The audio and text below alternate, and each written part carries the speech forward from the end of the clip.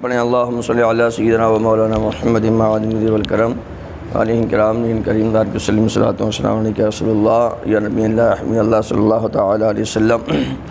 آج کا بیان بہت خاص ہوگا انشاءاللہ تبارک تعالی۔ آج کے بیان میں یہ ہوگا کہ آدمی کو اپنا ایمان کیسے بچانا ہے، اور اگر آدمی کا ایمان چلا جائے تو اس سے کیا نقصان ہوگا، ایمان کی قیمت کیا ہے، ایمان کی ویلیو کیا ہے۔ کل آپ نے سماعت فرمایا تھا ان الذین کفروا سواء علیہم، بے شک وہ لوگ جن کی قسمت میں کفر ہے، اے نبی انہیں سمجھاؤ یا مت سمجھاؤ، ڈراؤ یا نہ ڈراؤ، وہ ایمان لانے کے نہیں ہیں۔ تو کافروں کا ذکر ہوا تھا، تو رب کائنات نے یہاں پر کفار کا ذکر کھل کے فرمایا تھا۔ بہت سارے لوگ کہتے ہیں کہ بھائی کافر کو کافر مت کہو، کافر کو کافر مت کہو، پتہ نہیں کب وہ ایمان لے آئے۔ تو کافر کو کافر کہنا یہ اللہ کی سنت ہے، کافر کو کافر کہنا، کافر سمجھنا یہ اللہ تبارک تعالیٰ کی سنت ہے، اور رب کائنات نے کھل کے فرمایا ہے۔ اور ایک جگہ تو آپ نے پڑھتے ہی رہتے ہیں، سنتے ہی رہتے ہیں، قل یا ایھا الکافرون، اے محبوب آپ فرما دو اے کافرو، اے کافرو۔ تو جو جس کنڈیشن میں ہے اس کو اسی نام سے یاد کیا جائے گا، اسی نام سے کیا جائے گا۔ اب آپ یہ سمجھ لیں کہ آدمی کا ایمان کیسے ختم ہو جاتا ہے، یہ ہمیں سمجھنا بہت ضروری ہے، کیونکہ رسول کریم صلی اللہ علیہ وسلم نے ہمیں ایمان عطا فرمایا۔ اصل چیز ہے اس ایمان کی حفاظت کرنا۔ کوئی آدمی کوئی مقام حاصل کر لے، کوئی دولت حاصل کر لے، وہ بھی کامیابی اچھی بات ہے، مگر اس دولت کو سنجو کے رکھنا، سنبھال کے رکھنا، اس کی حفاظت کرنا کہ وہ ہمارے ہاتھ سے چلی نہ جائے، یہ کہیں زیادہ اور ضروری ہو جاتا ہے۔ تو دیکھیے نمبر ایک، جو بندہ ضروریات دین میں سے کسی چیز کا انکار کر دے، جیسے نماز، روزہ، حج و زکوٰۃ، ہمارے حضور صلی اللہ تعالی علیہ وسلم یا اللہ نے جو کتابیں نازل فرمائی ہیں وہ، سمجھے کہ نہیں سمجھے، دین کی کسی بات کا اگر کوئی بھی بندہ انکار کر دیتا ہے تو وہ کافر ہو جائے گا، یعنی دائرہ اسلام سے نکل جائے گا۔ یا انکار تو نہیں کرتا، مذاق کرتا ہے، مذاق کرتا ہے، استہزاء کرتا ہے، یا کسی چیز کو وہ ہلکا جانتا ہے، سمجھیں۔ معاذ اللہ، اللہ نہ کرے کوئی داڑھی کی توہین کر دے، داڑھی کی توہین کر دے تو وہ بھی کیا ہو جائے گا، کافر ہو جائے گا، کیونکہ داڑھی نہ رکھنا یہ الگ چیز ہے، مگر داڑھی کو برا جاننا، داڑھی کی توہین کرنا، سمجھے، داڑھی کے ساتھ آدمی کو کھلواڑ کرنا، یہ الگ چیز ہو گئی، تو یہ کفر ہو جائے گا۔ ایسے قرآن شریف کا کوئی توہین کر دیتا ہے، قرآن شریف کو میں نہیں مانتا ہوں، یہ کہاں سے لیا تمہاری شریعت یہ ہے وہ، شریعت کا کوئی انکار کر دے، کوئی نماز نہ پڑھے، یہ الگ بات ہے، اور نماز کو ہلکا جانا، کون پڑھ لیا نماز، اس طرح سے بول دے تو پھر نماز کو ہلکا جانے تو وہ بھی کیا ہے، دائرہ اسلام سے نکل جائے گا۔ تو اس میں بتاتے ہیں کہ ضروریات دین میں سے کسی چیز کا انکار، تحقیر مطلب ہلکا جاننا یا اس کے ساتھ مذاق کرنا کفر ہے۔ ضروریات دین اسلام کے وہ احکام ہیں جن کو ہر خاص و عام جانتے ہیں، جیسے اللہ تعالیٰ ایک ہے، سمجھے کہ نہیں سمجھے۔ کوئی یہ کہنے لگا معاذ اللہ اللہ دو ہیں، تو یہ آدمی کیا ہو جائے، کافر ہو جائے۔ بہت سارے سانگ، بہت سارے گانے آج بھی ایسے چلتے ہیں جن کو سننے سے آدمی کافر ہو جاتا ہے۔ آج ہماری پبلک سمجھ ہی نہیں رہی ہے، سمجھے کہ نہیں سمجھے۔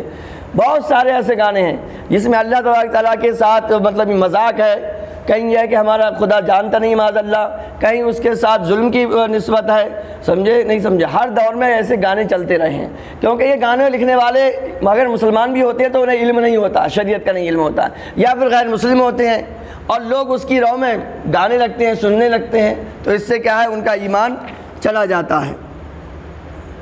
رب کائنات کے لیے کوئی جگہ متعین کر دینا، سمجھے نہیں سمجھے۔ تو جیسا کہ آج کل ایک گانا سنا جاتا ہے، آسمانوں میں جو خدا ہے، اس طرح سے ایک گانا ہے، تو وہ بھی گانا کیا کہتے ہیں، وہ کفر ہے، کیونکہ وہاں پر آسمان میں اللہ تعالیٰ کو محدود کیا جا رہا ہے۔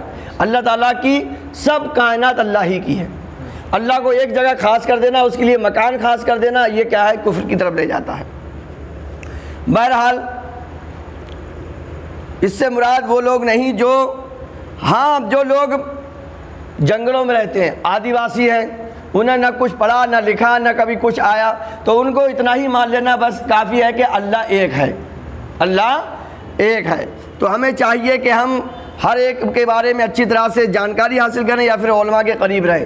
جیسا کہ حضور صلی اللہ علیہ وسلم نے فرمایا یا تو تم عالم بن جاؤ، اسٹیپ نمبر 1 یا تو تم عالم بن جاؤ.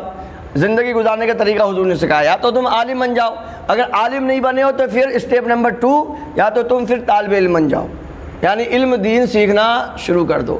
کیونکہ حضور نے فرمایا ماں کی گود سے لے کر قبر تک علم سیکھتے رہو.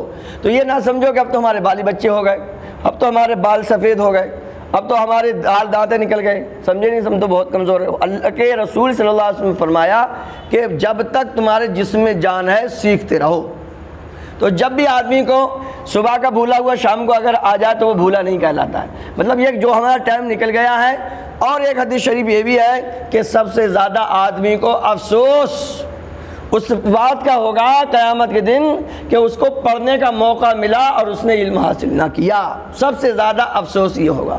اب ہم سب کو اپنے اپنے گریبان میں جھانکنا چاہیے، ہم پڑھے لکھے ہیں کہ نہیں ہیں، قرآن شریف پڑھے لکھے نہیں ہیں کہ نہیں ہیں، کیا ہم روزانہ کوئی نئی چیز سیکھ رہے ہیں کہ نہیں سیکھنا ہے. حضور نے فرمایا روز سیکھنا ہے، ہر دن سیکھنا ہے. تو کیا ہم اس بات کو سیکھ رہے نہیں سیکھ رہے؟ بہرحال تو ہمیں ضروریات دین پر عمل کرنا ہے، اور ان کو عمل میں آپ کو بتاتا ہوں، عمل نہ کرنا ایک الگ بات ہے، مگر کسی دین کی بات کی مذاق بڑھانا یا اس کو ہلکا سمجھنا یا اس کے مطلب یہ ہے کہ لوگوں کے سامنے اس کی مذاق اڑا لینے لگنا، یہ بھی آدمی کو کفر ہو جاتا ہے. اب میں آپ کو یہ بتاؤں کہ اگر کسی سے کفر ہو جائے دھوکے میں انجانے میں تو اب اسے کرنا کیا چاہیے؟ اگر اسے پتہ چل جائے کہ ہاں مجھ سے یہ ہو گیا، یا کوئی عالم یا کوئی جانکار بندہ بتا دے کہ بھئی یہ آپ سے غلطی ہوئی ہے، تو اب اسے واپس کیسے ہونا ہے، واپس کیسے آنا ہے. اور یہ بھی یاد رکھیں ایمان کی حفاظت کتنی ضروری ہے کہ اگر آدمی کے سے کوئی ایسی بات ہو گئی تو اس کے جو اس نے نیکیاں کی ہیں وہ سب ختم ہو گئیں، وہ سب ختم ہو گئی. ایمان جڑ ہے، ایمان بنیاد ہے. اگر ایمان گیا تو اس کے اوپر جتنی بھی بلڈنگیں ہیں وہ سب دھڑام ہو جائیں گی. نیکیوں کی بھی بلڈنگیں، نمازوں کی بلڈنگیں، روزوں کی بلڈنگیں، وہ سب ختم ہو جائیں گی. تو اب کرنا کیا ہے؟ کرنا یہ ہے کہ بندہ سچے دل سے توبہ کرے، سمجھے، اور وہ یہ کہے کہ مجھ سے یہ گناہ ہوا تھا، میں اس کی توبہ کر رہا ہوں. اگر نماز کی مذاق بنائی ہے یا داڑھی کی مذاق بنائی ہے، کوئی بھی چیز لے لو دین کی کسی چیز کی، یا حضور صلی اللہ علیہ وسلم کی شان میں توہین ہو گئی، یا حضور صلی اللہ تعالیٰ علیہ وسلم کی جو شان میں توہین کرتے ہیں ان کو وہ صحیح مان رہا ہے، تو وہ کہے کہ میں سے جو بھی غلطی ہوئی ہے میں اس غلطی سے توبہ کرتا ہوں.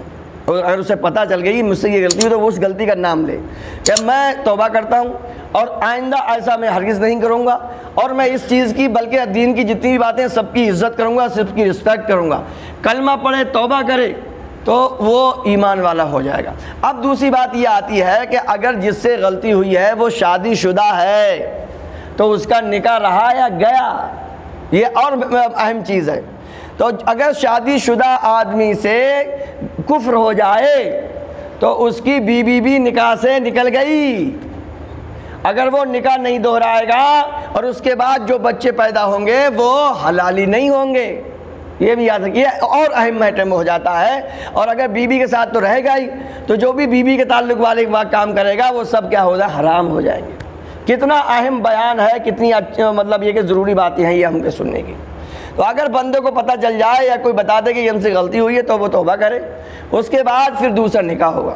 اور نکاح کا نمبر آیا تو آپ یہ مت سمجھیو کہ پھر سے کیا کہتے ہیں وہی پتیلے چڑھیں گے، برات ہوگی اور پورا شادی بھوگ حال کرنا پڑے گا. تو ایسا کچھ نہیں ہے. نکاح کا بڑا سادہ سمپل طریقہ یہ ہے کہ بندہ پہلے توبہ کر لے، توبہ کرنے کے بعد اپنے گھر میں چپ چپاتے نکاح ہو جائے گا. نکاح ہے کیا؟ نکاح یہ ہے کہ میاں بیویوں کا آپس میں کیا کر لینا، ایجاب و قبول کر لینا. شوہر کہے کہ ہم آپ سے اتنے مہر پہ نکاح کرتے ہیں، بیوی کہے ہمیں منظور ہے، لے صاحب ہو گیا نکاح. دو گواہ ہونی چاہیے. وہ ضروری نہیں ہے آپ کے باہر کے ہوں، آپ کے گھر کے ابھی ہو سکتے ہیں. آپ کا اگر بیٹا جوان ہو گیا، بالغ ہو گیا، تو آپ کا بیٹا، آپ کا بھائی، آپ کا باپ بھی آپ کا گواہ ہو سکتا ہے. دو مرد گواہ ہونی چاہیے، یا ایک مرد اور دو عورتیں، یہ آپ کے گھر کے ہی نکاح شامل ہو جائے. ہاں اگر آپ کو پتہ چل گیا کہ میرا اس کفر کی وجہ سے نکاح ٹوٹا تو پھر آپ کو مہر بھی متعین کرنا پڑے گا. مہر اب میں آپ کو بتا دوں کم سے کم کتنا مہر ہے. آج مہر بھی شادی میں نکاح پڑھانے جاتے ہیں لوگ، کہتے ہیں باندھ دو حضرت امام صاحب 500 روپے کے باندھ دو، سمجھے، وہ 786 کے باندھ دو. تو ہم آپ کو بتا دیں کم سے کم 10 درہم چاندی ہونا چاہیے، اس سے نیچے مہر ہو ہی نہیں سکتا. اب ہم آپ کو آپ کی بھاشا میں سمجھا دیں. 31 گرام چاندی کتنی آج کے دور میں آپ سمجھیے, درہم تو آپ سمجھو گے نہیں, 31 گرام چاندی سے کم مہر ہو نہیں سکتا. اب جو بھی اس دن جس دن آپ مہر باندھ رہے ہیں اس دن جو بھی چاندی کا ریٹ چل رہا ہے اسی کے حساب سے پیسے بنا لو آپ. آج کے دور میں اس وقت کم سے کم 2500 کم سے کم یہ مہر ہے, اس سے نیچے ہو ہی نہیں سکتا مہر. اوپر آپ جتنا یا بیوی یا آپس میں جو بھی طے ہو جائے وہ نکاح مطلب مہر باندھ دیا جائے, تو یہ مہر ہونا چاہیے, اس کے بعد نکاح ہو جائے گا. تو یہ ہوتا ہے تجدید نکاح, اسے بولتے ہیں تجدید نکاح, نکاح کو رینیول کر دینا. ہاں آدمی کو روزانہ توبہ کرنی چاہیے, پتہ نہیں کب کیا ہو جائے, کیا اب تک کب دھوکے سے انجانے میں نکل گیا. تو سب سے اچھا طریقہ یہ ہے کہ آدمی جب شام کو سوئے نماز عشاء پڑھنے کے بعد بہتر تو یہ ہے کہ صلاۃ توبہ کی 2 رکعت نماز پڑھ لے. صلاۃ توبہ توبہ کی نماز بھی ہوتی ہے, 2 رکعت نماز پڑھ لے, اور نہ پڑھ پائے تو کم سے کم اتنا تو ضرور کرے, اے یار اللہ پاک آج مجھ سے جو پورے دن میں جو غلطیاں ہو گئی ہیں, جانے میں انجانے میں بھول چوک میں, یا رب کائنات میں توبہ کرتا ہوں. درود شریف پڑھے 1 مرتبہ 3 مرتبہ 4 مرتبہ جتنا بھی وقت ہو, اس کے بعد کلمہ طیب پڑھے لا الہ الا اللہ محمد رسول اللہ, یہ پڑھ لے, اور اس کے بعد توبہ کرے. اللہ آج صبح سے لے کے اب تک مجھ سے جتنی بھی غلطیاں ہو گئیں, جو بھی غلطیاں ہو گئی ہیں, میرے مولا میں کان پکڑتا ہوں, توبہ کرتا ہوں, میں سچے دل سے توبہ کرتا ہوں, میں سب ان باتوں سے اگر غلطی ہوئی ہے تو مجھ سے بیزار ہوں, اور جو بھی تیرا دین ہے, دین کی باتیں ہیں, رسول اللہ صلی اللہ تعالی وسلم کی میں زندگی بھر عزت کرتا رہوں گا, حضور کی تعظیم کرتا رہوں گا, اور دین کی ہر بات کو میں پوری زندگی مانتا رہوں گا. تو اس طرح سے توبہ ہو جائے گی. اگر کوئی بندہ اسی رات میں نکل گیا, اس کا انتقال ہو گیا, تو پھر جو اس سے گناہ ہوئے ہیں ان سے ان کا چھٹکارا مل جائے گا. مگر ہاں یہ نہیں کہ صبح کو میں شام سمجھے, صبح کو میں رات کو میں خوب سی پی, صبح کو توبہ کر لی, ایسا نہیں ہونا چاہیے. میں سمجھتے ہو شراب کو بولتے ہیں. شام کو میں خوب سی پی اور صبح کو توبہ کر لی, رند کے رند رہے, ہاتھ سے جنت نہ گئی, سمجھے. تو یہ توبہ کو کھلواڑ نہیں بنانا چاہیے. امام صاحب نے بتا ہی دیا توبہ کریں گے تو گناہ معاف ہی ہو جائیں گے. مگر میرے بھائیوں, جس سے توبہ کر رہے ہو, امام صاحب کے کیا کہتے ہیں, آپ جاؤ ابھی مسابقہ کرو اور پیر پہ پیر رکھ دو, ارے امام صاحب پھر ہو گئی, کل کو پھر سے پیر پہ پیر رکھ دو, پرسوں کو دونوں پیر پر, تو دونوں ہی پیر رکھ دو امام صاحب کے پیر پر, وہ امام صاحب کو غلطی ہو گئی. تو امام صاحب کیا سمجھیں گے, کہیں گے یہ آدمی جان بوجھ کر سمجھے پیر پہ چڑھ لیا ہے اور روزانہ چڑھ لیا ہے, غلطی ایک ہی بار تو ہوتی ہے. بہرحال توبہ کرتے رہنا چاہیے, توبہ سے آدمی کو پیچھے نہیں ہٹنا چاہیے. رب کائنات بہت ہی غفور و رحیم ہے, وہ بڑی شان والا ہے. ہم کتنے گناہ کرتے ہیں اپنے اپنے دماغوں میں, جہاں کو ہم صبح سے لے کے شام تک کتنے توبہ کرنا ہے, پھر بھی وہ اللہ پاک پردہ ڈالے رہتا ہے, پردہ ڈالے رہتا ہے. مگر یاد رکھیے یہ پردے جب چاہے وہ ہٹا بھی دے, سمجھے کہ نہیں سمجھے. یہ اس کی اپنی مرضی ہے, یہ اس کی رحمت ہے, یہ اس کا برداشت ہے, یہ اس کا تحمل ہے, یہ اس کا حلم ہے. تو ہمیں زیادہ اس میں نہیں پڑھنا چاہیے کہ آپ ابھی توبہ کی گناہ کیا, گناہ کرتے کرتے مر گئے, توبہ کی توفیق ہی نہ ملی. کوئی ضروری ہے کہ توبہ گناہ کر رہے ہیں اور شام کا وقت آئے گا بھی, تو شیطان تو ہمیں کہہ رہے یار کر لو گناہ, یار توبہ کر لیں گے, توبہ سے سب گناہ معافی تو ہو جاتے ہیں. شیطان ایسا بھی بہکاتا ہے, ارے توبہ کر لو یار, کبھی تو 60-70 سال کی عمر ہوئی ہے, ابھی تو کیا بات ہے, 80-80 لاکھ سال بھی لوگ جیتے ہیں, اور 100 سال وہ فلاں نے دیکھا 100 سال جیا, سمجھے نہیں سمجھے نہیں. 16 سال کے تو توبہ کر لو, بھی تو برات ہوگی, بالی بچے ہوں گے, پھر بالی بچوں کی شادیاں ہوں گے, پھر جا کے کہیں توبہ کر لیں گے. تو ایسا نہیں, ہر دن توبہ کرو, ہر پل توبہ کرو, اور سب سے پہلے یہ ہے کہ گناہوں سے بچتے بھی رہو. گناہ سے بچیں, پھر بھی دل میں نہ سوچیں یار ہم تو گناہ سے بچتے ہی ہیں. توبہ اللہ کو بہت پسند ہے, توبہ سے اللہ تبارک تعالیٰ بہت خوش ہوتا ہے. ہر وقت اے اللہ میری توبہ, یہ زبان پہ رٹ لو, یہ وظیفہ بنا لو, اے اللہ میری توبہ, اے اللہ میری توبہ. گھر میں زور زور سے کہا کرو تاکہ بال بچوں کی بھی تمہاری توبہ کی عادت بن جائے. بار بار توبہ کیا کرو, اے اللہ میری توبہ, اے اللہ میری توبہ, زور زور سے کہا کرو اس نیت سے تاکہ گھر والوں کی بھی عادت بن جائے.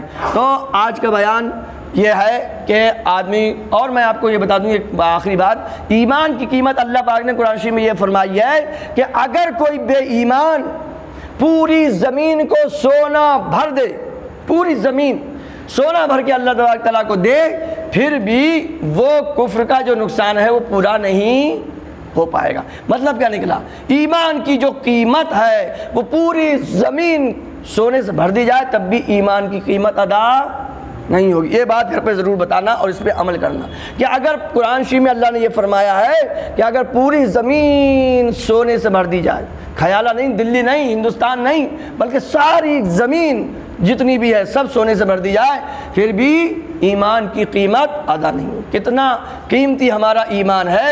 حضور مفتی اعظم ہند اعلیٰ حضرت کے بیٹے ذمہ ماترزاد ولی کی بارگاہ میں کسی نے مسلمانوں کو کہتی بڑا کم وقت آدمی ہے۔ آج ہم یہ لوگ بول دیتے ہیں جملہ بڑا کم وقت ہے یار، تو حضور مفتی اعظم ہند نے بہت ڈانٹا اور فرمایا کوئی بھی مسلمان کم وقت نہیں ہے۔ ارے مسلمان سے تو بڑا کوئی خوش قسمت ہی نہیں ہے، اس سے بڑا تو کوئی بادشاہ بھی خوش قسمت نہیں۔ کیوں؟